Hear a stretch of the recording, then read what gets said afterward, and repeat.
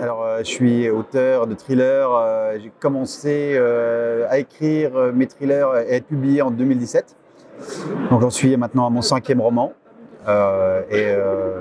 Donc l'aventure continue.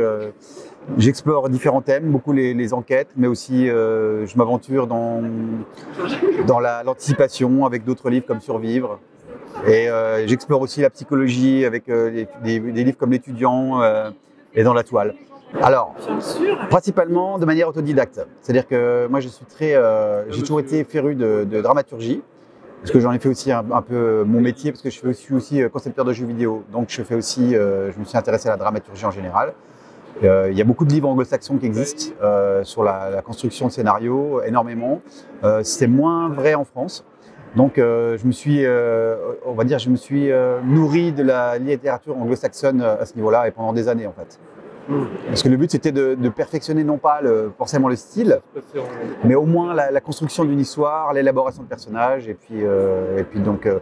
Et ces livres-là étaient orientés à la fois sur le scénario, mais aussi sur l'écriture de livres. Je pense que oui, mais ça aurait été plus long. C'est-à-dire qu'on apprend de ses échecs en fait. Donc, d'ailleurs, c'est ce que j'ai fait la première fois.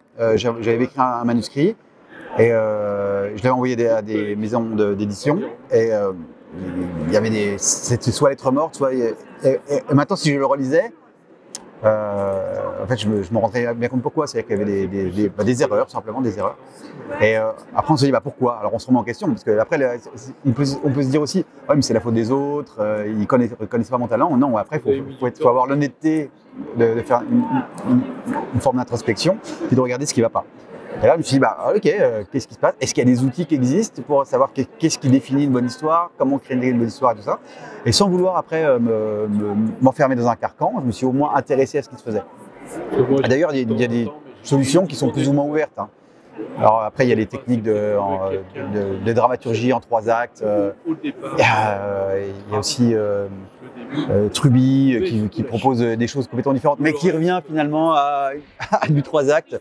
En fait, on s'aperçoit que depuis, il y a Vladimir Prop qui a fait les choses. Il y a justement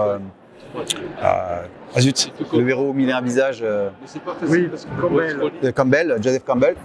Et ces gens-là ont passé presque leur vie à étudier ce qui faisait une histoire. Donc, je veux dire, pourquoi réinventer la roue? Regardons ce que font ces gens-là. Et puis, alors, il y a des règles de genre, effectivement, que je tends là maintenant, que j'ai beaucoup appliquées, en fait, surtout dans mes premiers, que je tends un peu maintenant à tordre, parce que je me dis, la littérature noire, elle peut se fondre avec la littérature générale aussi. C'est-à-dire que c'est juste une tonalité particulière. Par contre, il est vrai que dans le genre thriller, donc celui dans lequel j'écris, là, c'est très codé.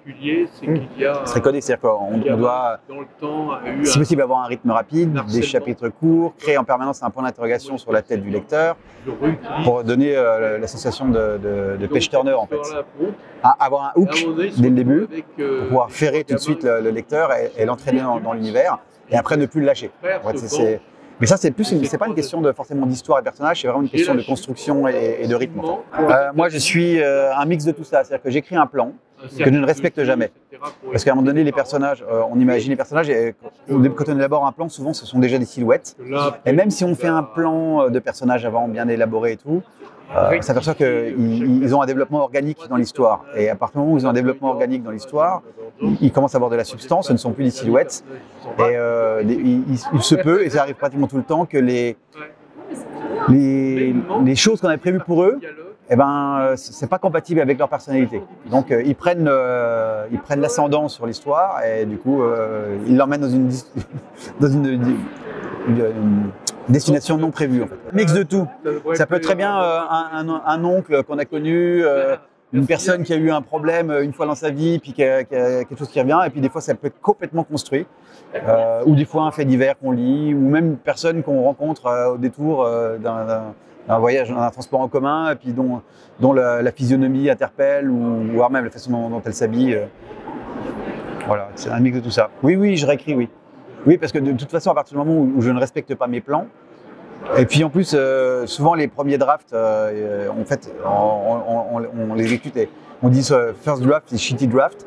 Ça veut bien dire que bon, voilà, on a écrit, c'est pas super top au point de vue de la littérature, mais au moins ça pose l'histoire, ça pose des personnages.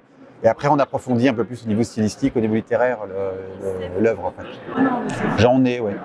Ouais, j'en ai. Bah, pas tout le temps, mais oui, alors, si, il y a toujours les mêmes, mais après, des fois j'en ai des nouveaux. Mais ça aide à avoir des retours, effectivement.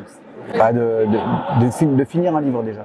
C'est le jour où voilà, faut pas lâcher. C'est-à-dire qu'il faut. Et je conseille de se fixer des objectifs, des micro-objectifs, comme des. Il ne faut pas regarder la montagne, il faut regarder faut regarder la hauteur de l'escalier, il faut regarder les marches. C'est-à-dire qu'on se fixe 500 mots par jour, 500 mots par jour. À la fin, on s'aperçoit qu'on a construit quelque chose. Il ne faut pas être intimidé par le nombre de pages qu'on va faire.